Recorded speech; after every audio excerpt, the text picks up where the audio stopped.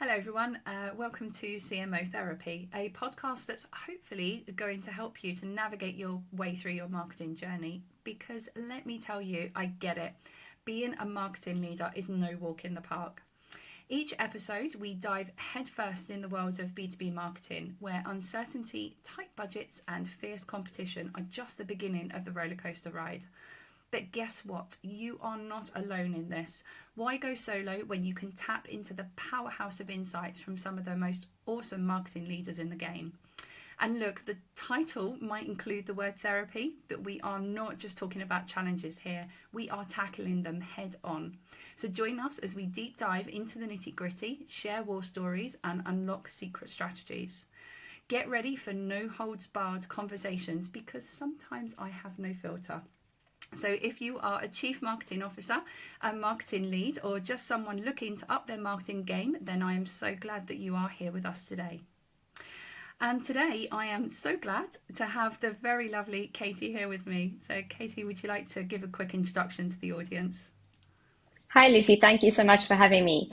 My name is Katie Hayes, and I head up marketing at Ozone API. We're a fintech based in the UK, but we also have teams globally. And what we do is we help banks and financial institutions around the world deliver standards compliant open banking APIs.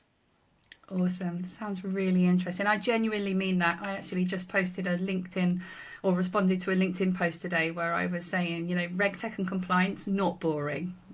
I'm just saying. Yeah. So the title of the podcast that we agreed on today, we had a chat, is how to scale marketing team how to scale marketing when the budget says no. So a bit about this topic. This is a favourite of mine, actually. I always say that I'm kind of queen of marketing on a shoestring, but it's not just about like how big your marketing budget is, or big or small. It's actually about having to kind of be creative when the budget is being flexed, right? So like, how can we be For agile? sure. What tricks can we have kind of up our sleeves to adapt to any change? So excited to have this conversation with you. So let's kind of kick off with kind of an obvious one then, and one close to our hearts. So B2B fintech marketing, it's hard. It's not easy. So It really is sometimes. where do you even begin, or how do you even begin to kind of stand out in a global market that's just really, really crowded? I think it's really important to focus on what makes you unique because there's a lot of noise in the fintech space. And that's what we've done, particularly when you are in such a niche. So at Ozone API, as I've said, we've built our expertise around simplifying the complexities around open banking compliance. And that's what we really like to position ourselves as. We do this better than anyone else, we believe, and that's really what we want to hone in. So I think it's really important to focus on those pain points for your target audiences, for the customers, and then in a simple way explaining how you can solve that solution and how you can help, essentially. I think it's also really important to nail your messaging and to consistently build your brand. That's something that I did. I was actually the first marketing hire at Ozone when the website wasn't even responsive, the brand was not ideal. So started with a rebrand and a brand repositioning strategy. And since then, and over the last 2 to 3 years, we've really built upon that. And that's really enabled us to stand out, I think, with all the brand codes, things like our color palette, the type of content, the tonality throughout our content marketing. That's what's helped us to stand out. And we've had some really positive feedback. I like that. Thank you. Talk to me a little bit about being unique. How do you do this when just thinking about kind of I don't want to pick on kind of like your company in particular, or that the space that you're in particular, but where there's so many companies that are pretty much doing the same thing, they're delivering the same kind of technology wise kind of the same features and doing the same thing. Like, how do you what's the uniqueness? Where does that come from? I think it may sound simple, but I think it comes back to what your key USPs are. Like, what is that unique selling point? What are you trying to solve for your customers or your clients? And really honing in on that. I think sometimes it's quite easy to get lost in the fluff of brand messaging where you're trying to sound cool, and also really important, you're trying to explain what you actually do. I think that that's really important. What is that elevator pitch when you're meeting somebody at a conference and they're like, oh, you're just another open banking service provider, you're an aggregator, and actually we're not. We're very unique in what we do. So I think it's about really getting that right, and then amplifying those USPs and what it means in simple terms. Yeah, I think a lot of it's interesting, isn't it? I think that's we said at the start about kind of fintech marketing being hard, but I think sometimes there is a kind of a we've almost created a little bit of a a hole for ourselves in that we're not just going back to basics and kind of say what it does on the tin sort of thing. It's we're Yeah. trying all the sort of the buzzwords and everything, but I think when you get down to it, I like that. Just get right down to the very base of it, the very foundation. Yeah, and demonstrate what it means. So, like, explain how can this actually help your business? Is it just a compliance tick box exercise, or are you trying to commercialize, open up new avenues for revenue? And yep, doing it that way, I think works well. So what, and I mean, I love this. So what, like, there's lots of companies out there using all of those kind of, the buzzwords, they want to be innovative, they want to be customer centric, whatever. But it's like, how can you kind of cut through the noise and actually kind of make yourself stand out then if you are, really just offering kind of something similar to what your competitors offer? I think it's really important to add value with what you do in terms of marketing and the content that you put out there. So that's something that we've been focusing on with campaigns. Can we provide an essential guide to understand open banking standards or regulation in a certain market? What does that mean? How do you tackle it? That type of context works really well. I think it's also really important to demonstrate what you can do with actions and not just words, not just like, this is what we do, da, da, da, as I was saying, deliver those tangible outcomes. So can we share how we've helped with with B2B marketing? Can you provide case studies, testimonials, and leverage your content in a way that you can really have some bold storytelling? Yeah. Because what you want to do is make sure that you're being very clear, but also memorable. You don't want to get lost. Yeah, exactly. And I like what you just said there is kind of, you going back to kind of the shoestring budget. It's using the words there or picking those stories carefully. We're not talking here about having to spend thousands on doing kind of, case study videos, right? So as long as you Yeah, can tell yeah. those The stories. one challenge though I am finding though is in B2B when you're working with the likes of banks, financial institutions, is getting the approval to do case studies or to use logos.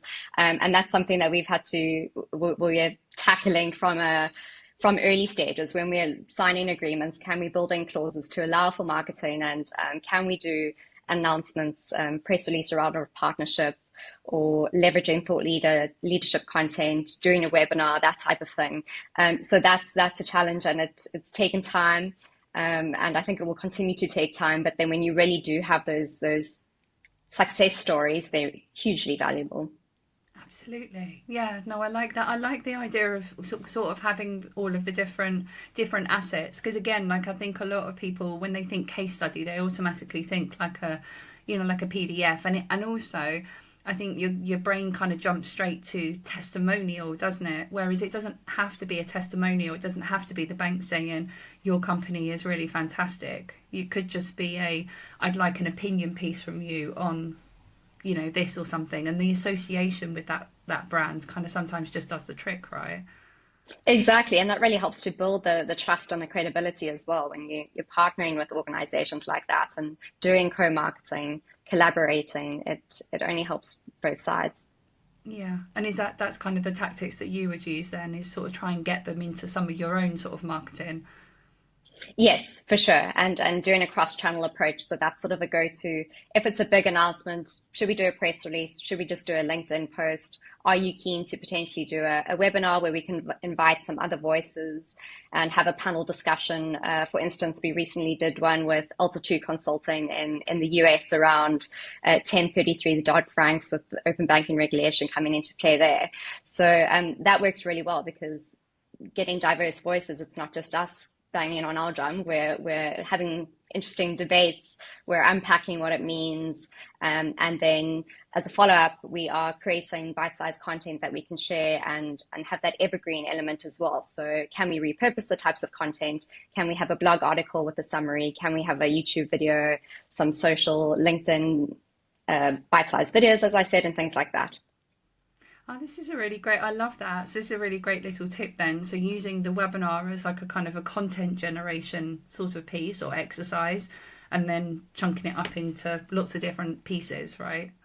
Yes, yeah, of course. I mean, I think you think webinar, you think, oh, lead gen, which is, yes, a component. That's great. And I know Altitude Consulting has that webinar that I'm talking about behind a gateway at the moment. So that they're gathering the data. But then, yeah, from that, can you create this evergreen content? And that's also how you can stretch your budget further, because that's something that we've really tried to do is leverage these partnerships and can we merge efforts? So for instance, that partner is writing the article, we're doing the video editing in-house, and then we can share on both our platforms and have a co-branded.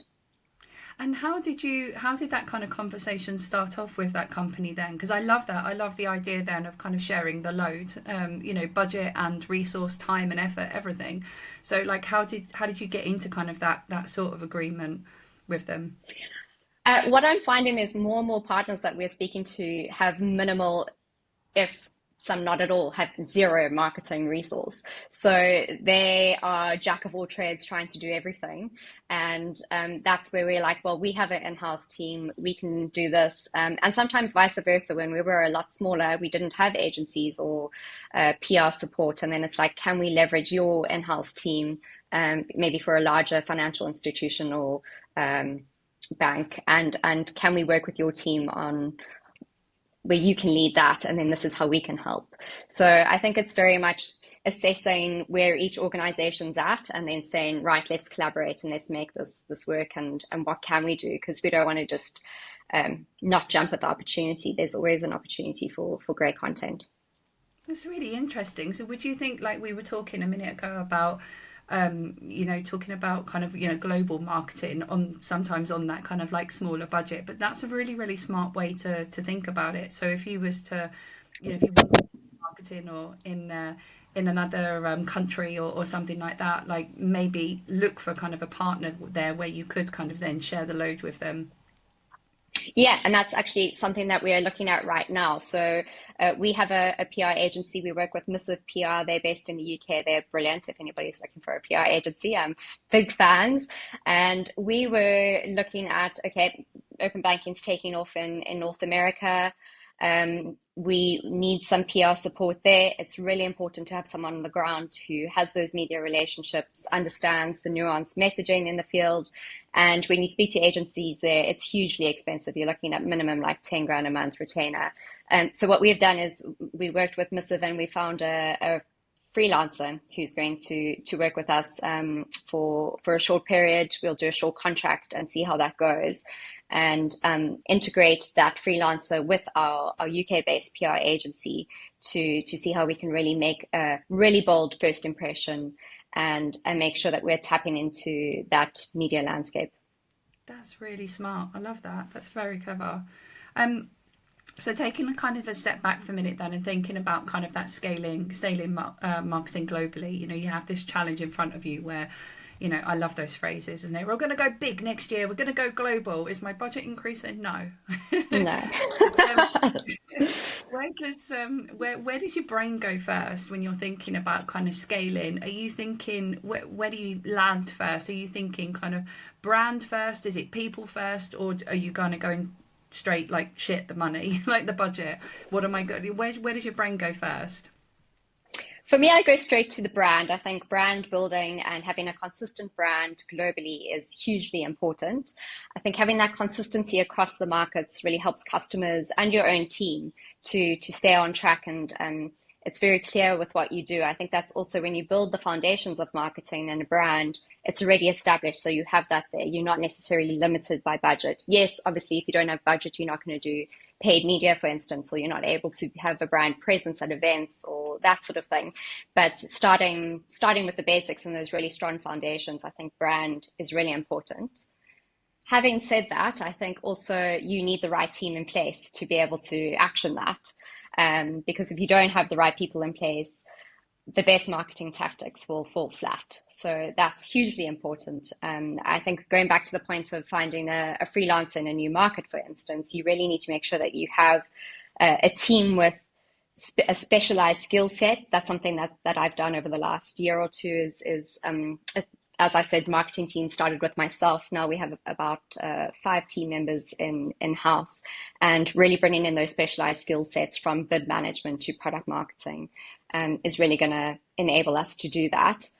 Obviously, it's always tricky on a tight budget, but I am an optimist and I think you can do a hell of a lot with a specialized, talented, ambitious, keen team. And then working with those external partners, whether it's a freelancer, we work with a PR agency, we have a brand agency in the Ukraine that worked with us on our rebrand. So we kind of have a global mix of yeah, Cube Studio is the agency. We have a designer who's based in Prague. The rest of the team are in the Ukraine. So it's a great mix. For instance, earlier this week, I'm currently in South Africa. I'm in South Africa. My team are in the UK, speaking to people in Prague, all over. I think having that diversity of minds and talent, especially in the marketing and that creative space, can only be beneficial. I love that. I love that because it's really funny actually when you break it down like that. I think that's it's perfect. You're absolutely spot on. Like start with the brand first. I think a lot of people jump straight into that kind of panic of like shit the budget. But yeah, if you start with kind of the brand first of kind of understanding, that's almost like your kind of situation analysis, isn't it? Like where you are at the moment. Then it's like, have I got the team, the resources? And you can play around with that. You can be really creative like you are. I think that's a fantastic creative kind of mix that you've got going on there.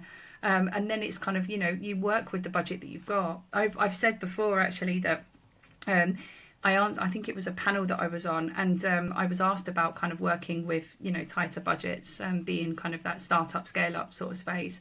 But actually, you know, at the end of the month, I always say that, you know, maybe you haven't been shopping yet, you haven't done that big shop at the end of the month. The cupboards are kind of a little bit sort of bare, and you've got to cook dinner, and you kind of put together one of those meals, and you're like really creative, and you think that nothing is going to kind of what's the word, it doesn't mix on the plate, it doesn't mix well, it's a bunch of random kind of food, but it's always one of those really like nice, one of the nicest meals that you've ever had, and you're so proud of Yeah, it. is that the ready, steady cook Yeah. excellence?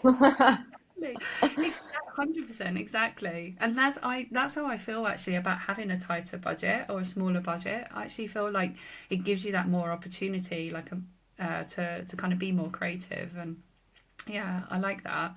So then thinking about a kind of times where you have had sort of that kind of smaller budget, it has been a bit tight, and you have had one of those shit moments, like I've got to be really creative here. Do you have any kind of tips or what's your secret sauce for trying to make everything fit? Well, I think I've spoken a bit about leveraging those partnerships and those co-marketing opportunities. Can you leverage other teams' expertise and resources to get to where you want to?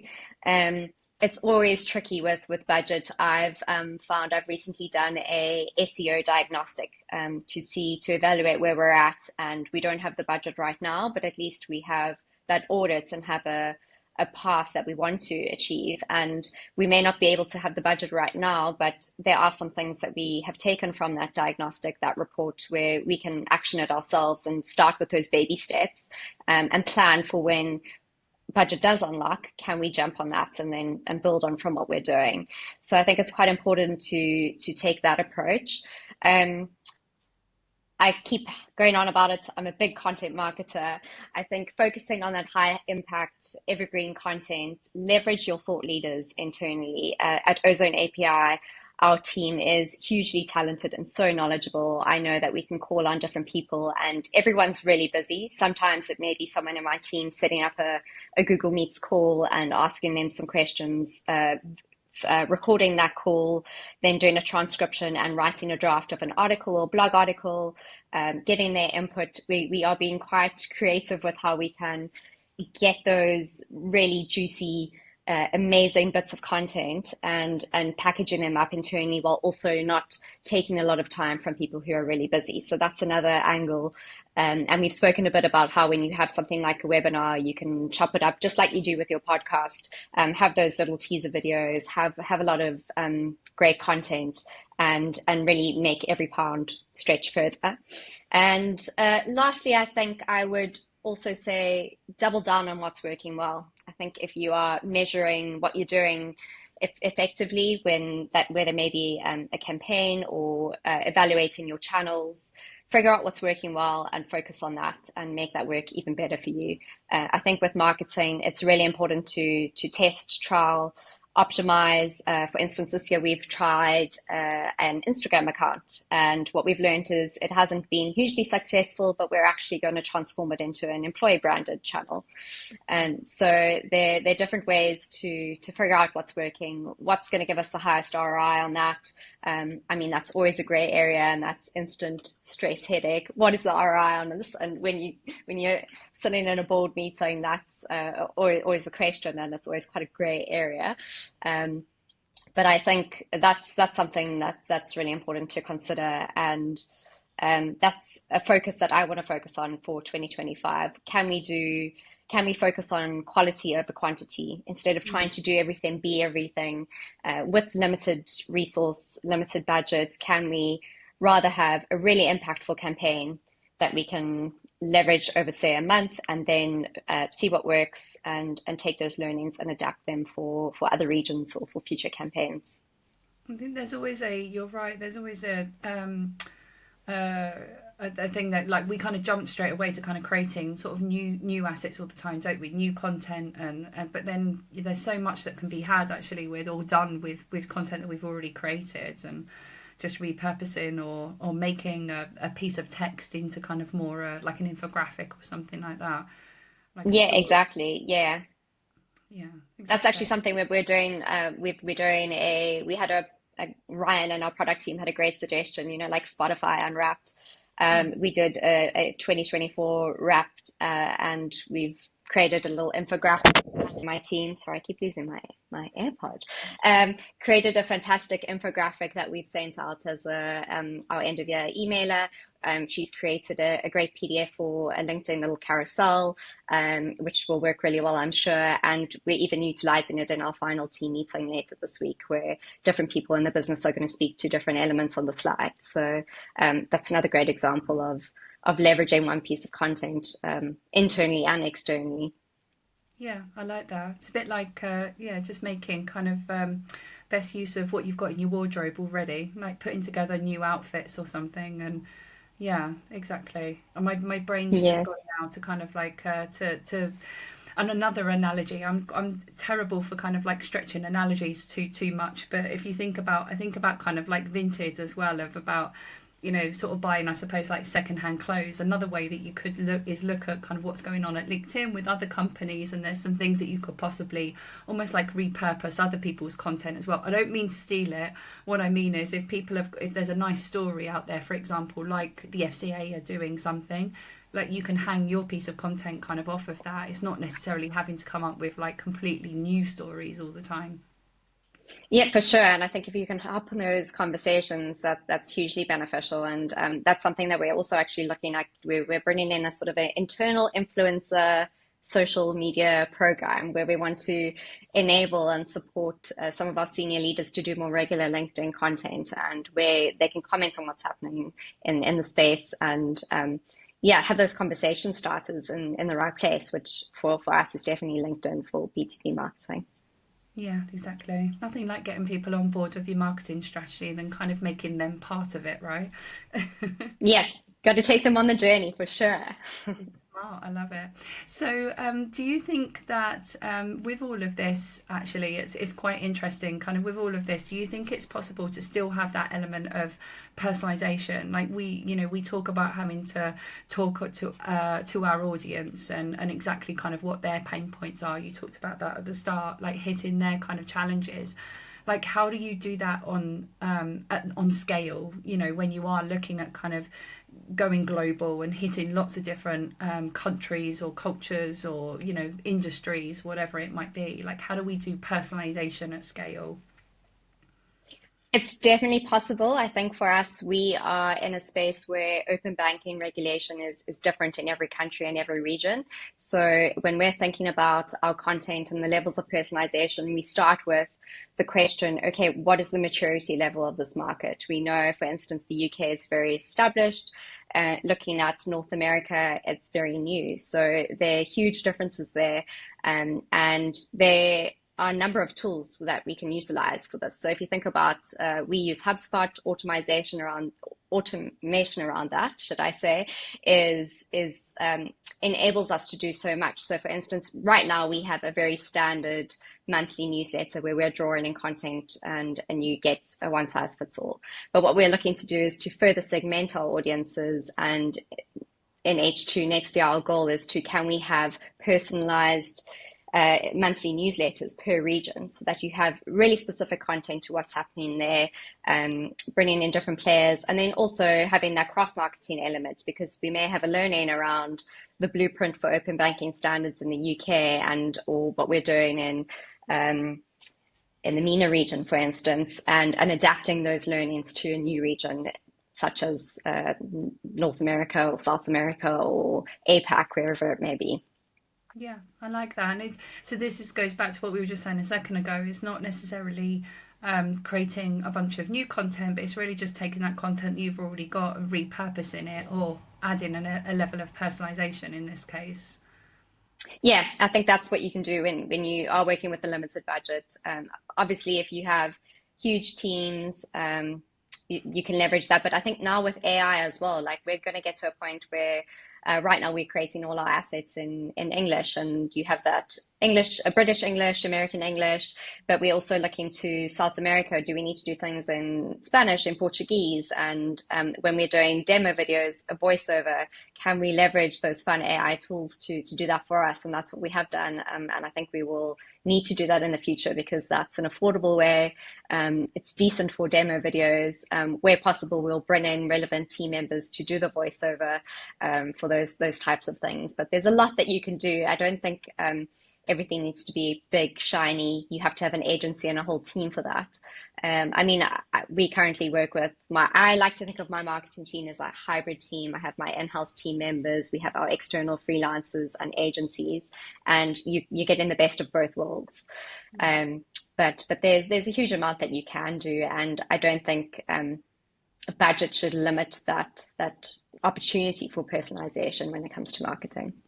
So on what you just said, I just want to pick up on something actually, which I think was a really, really good point. But I think, again, there's a tendency to kind of think that everything has to be like really polished all the time. So, you know, when it comes to kind of like creating videos and things like that, are you a fan of kind of just trying to do what you can with the tools that you have? I think it's a balance. I think for content where you have I think LinkedIn personal content videos is perfect. If that's unpolished, it's really real. For instance, Hugh, our co-founder and CEO, did a series where he was filming himself running and talking about what event he was at, or where he was in the world, or what's going on at Ozone API that week. And those videos did really, really well, because some people are commenting like, Hugh, how the hell are you talking while running? This is insane. I was going to say And the then same actually thing. I talking to can't do the, that. Like, I can't I talk, know. even just walk fast. I know, I would be like a beetroot just trying to I was like that with a podcast when I was I was very pregnant last year, and it was not great. So I think that type of content is fantastic. But then when you want to do things like demo videos or brand video, you want that to be more polished, and you want to take more time and storyboard it, have a few rounds of edits. But I think for things like little bite-sized one-on-one or just sort of like individual video content, that's great. For webinars, I think also nowadays people don't expect it to be hugely polished, where you have to cut out ahs, so's, any of those little words. Yeah, it's just like, be real, because people really appreciate that, and they find it more relatable, more authentic, and Yeah, why try be something else? Just be real. People buy from people, right? So yeah, Exactly, whether it's B2B, B2C, people buy from people, and I think that's really, really important. And as we know, like the life cycles of B2B selling and buying is really lengthy. So you need to build up that content, that vibe of your brand. What is your brand persona and essence? And that also goes through into all the individual brands of your team and your spokesperson. So whether that's a co-founder, CEO, or somebody, an intern, it's really important. yeah, I love that. So just lastly, quick question for you. What is your kind of if you had to drop all but one marketing channel to save money if you were put under a lot of pressure, like which one would you keep and why? Oh, this is a tricky one, Lucy. I'm going to go back to my bread and butter. I'm going to say content marketing. Yeah, I okay. think with content marketing, it's that engine that drives everything, that supports your SEO. It enables you to have business as usual type of content on social media. It empowers the sales team. You can create quite a great toolkit. So whether it's sales enablement, a blog article, social content, there's so much that you can do, and it can be done really well on a small budget. Yeah, I love that. Thank you. So I lied a little when I said that was the last question because one of the things, traditions that I have for the podcast is actually that I ask the audience, my audience or my network, whether it's on the WhatsApp groups or on LinkedIn, I ask them if they had a marketing leader in front of them now and they could ask one burning question, what would it be? So they don't know who it's going to be aimed at. They don't know it's you, but I have a surprise little question for you. So sorry about that. Okay, I love this idea. So the question that I have for you is, if you inherited a team with low morale, how would you turn that around? Okay. I have experience with this. In a previous role, I've done this. I think it's again, we're talking about people, and it's really important to spend time one on one with those team members to learn a bit more about them, to understand their pain points as well, what's frustrating them, what are the challenges, and then I think something that also gets neglected a lot is what do they want to achieve in their careers? What is their personal development plan? So I would go in and spend time with the individuals, establish some rapport, understand what their pain points are, where they want to go, what they want to do, what they enjoy doing and what they don't enjoy doing, and then relook at the team and how we can change our ways of working. I think that's really important. We are mostly a remote first organization, but I think there's also huge value in doing face to face. So right now my team is scattered all over the UK, but what I do is monthly we come together and do a bit of a creative session, make sure that we're going to go have, even if it's walking to Pret or M&S, getting lunch together, catching up about non-work related things, and having that sort of like team building element is really important to boost morale and to bring in different mechanisms to enable that collaboration so that everyone feels supported, feels part of a team, and then hopefully you can tackle that morale issue where you are a new person, you are hopefully a breath of fresh air, and you're saying, okay, this is where we're at. I understand that it's been really tough, but let's turn this around. Why don't we try this? I'm all ears. I think it's really important also to provide a platform for everyone to share their thoughts and ideas. What do you think is going to work? And I do that with my team right now, whether it's, okay, what are we going to do to improve our approval process internally? Right now, we've been trying Slack, but then it's quite annoying. Can we do different things for different people? Can we send this, our one co-founder or CEO a prioritized list of content that he needs to review urgently, so that he has it in one place and streamlining that?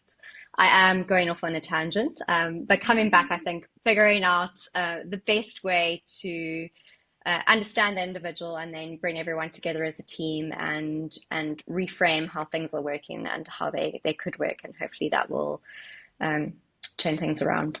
I love that. I think that's a really great answer. Thank you. I think if there was one thing I would add actually as well, just thinking about some of the experiences I've had, also look outside of the marketing team. So do some kind of Yes. almost like interviews with other departments, because sometimes where you think that there's pressure or low morale within the marketing team, it's actually coming from outside in, not inside out. So Yeah, maybe the marketing team 100%. needs to be like, or marketing needs to be a little bit more elevated or explained across the organization. And I think that sometimes boosts like people, doesn't it? Boosts morale. Yeah, and I mean, there's always that element in toxic companies. Thankfully, Ozone API is not like this. It's one reason why I love working there. It's that trauma bonding, right? It's like, um, this is a Yeah. nightmare. How are we going to do this? And then you have that trauma bonding, but then that also sort of fosters quite a toxic environment, which is really what you don't want. So anything to do to combat that is a win. Yeah, love it. That's great. Thank you. Well, thank you so much. I've really enjoyed this chat, and there was so many times actually in talking to you, I had to hold back a little bit because we could have gone off like in lots of different kind of directions with that. So there's definitely other conversations. Maybe we'll get you back another day and have a chat. But yeah, it's been so useful, and I'm sure the audience is definitely going to take a few things away from this. So thank you. Thank you, Lucy. It's been really fun. And I think to your listeners, if you have anything to add or tips or experiences, I'd love to hear them and see them in the comments when Lucy posts this on LinkedIn. Because, yeah, we all have our experiences. And I think this is a fantastic podcast to be able to share and learn. So please do share your experiences and your learnings. Sharing is caring. Thank you so 100%. much. Okay, thank you. Bye bye. Thanks, Lucy.